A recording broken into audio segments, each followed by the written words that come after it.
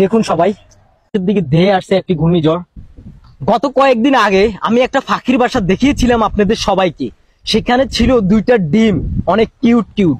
তো সেই ভিডিওর কমেন্ট বক্সে আমি দেখেছি অনেক ভাই কমেন্ট করেছে যে এটা কোনো কোয়াল পাখির বাসা না। আমি বলেছিলাম এটা হচ্ছে কোয়াল পাখির বাসা, বাট অনেকেই বলতেছে এটা কোয়াল পাখির বাসা না। কেউ কেউ তো বলতেছে এই ডিমগুলো আমি বাজার থেকে ক্রয় করে এনে এখানে বসিয়ে দিয়েছি। তো এত কথা আমি শুনতে চাই না। আমি আজকে আপনাদেরকে ওই ফাঁকির বাসাটা আবার দেখাবো। ওইখানে কি আছে আমরা দেখবো আজকে সবাই মিলে। তো দেখা যাক সেখানে কি আছে। আমার পিছনে সেই গাছটা আছে, এই গাছের উপরে আমি এখন উঠবো আর আপনাদের সবাইকে দেখাবো আসলে ওইটা কি কোয়াল ফাঁকি ছিল না কি ফাঁকি ছিল। যদি বাচ্চা ফুটে তাহলে অবশ্যই আপনারা সবাই সেটা দেখতে পাবেন আসলে এটা কি ফাঁকির বাচ্চা। তো আমি বেশি কথা বলতে চাই না। আমি স্ট্যান্ডটা এখন এখানে নিয়ে নিব, ক্যামেরা স্ট্যান্ডটা, আর ফ্যানটাকে একটু উপরের দিকে উঠিয়ে নিব।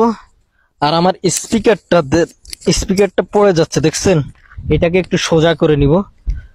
তো আমি তাহলে উঠা স্টার্ট করি আল্লাহ বিসমিল্লাহ পড়ে। আপনারা সবাই দেখতে থাকুন আমি কিভাবে উঠি। আল্লাহ বিসমিল্লাহ। দেখা যাক কি আছে এই গাছের উপরে ফাঁকির বাসাতে।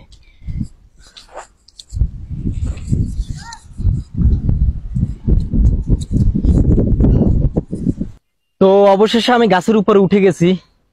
এখনই আপনাদেরকে আমি দেখাবো আসলে ফাঁকির বাসাতে বাচ্চা ফুটাইছে কিনা ফাঁকিটা।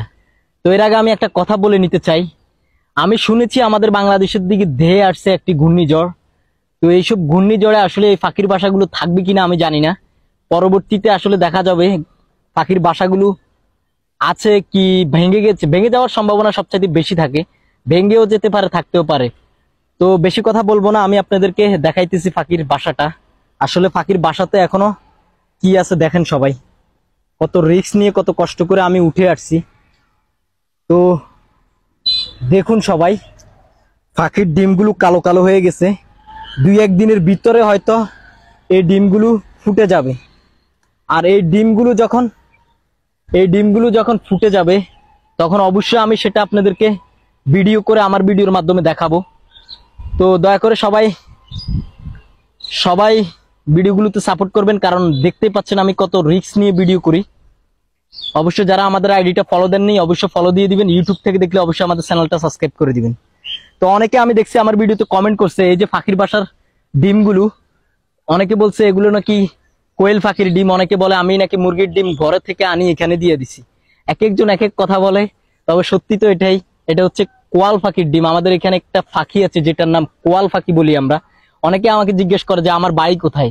আমার বাড়ি হচ্ছে নোয়াখালী ভাই। তো আমাদের নোয়াখালীতে একটা ফাঁকি আছে যেটার নাম কোয়াল ফাঁকি বলে। ওই ফাঁকিটার ডিম এটা, এখানে সে বাসা করছে। তো দেখতে অনেক কিউট।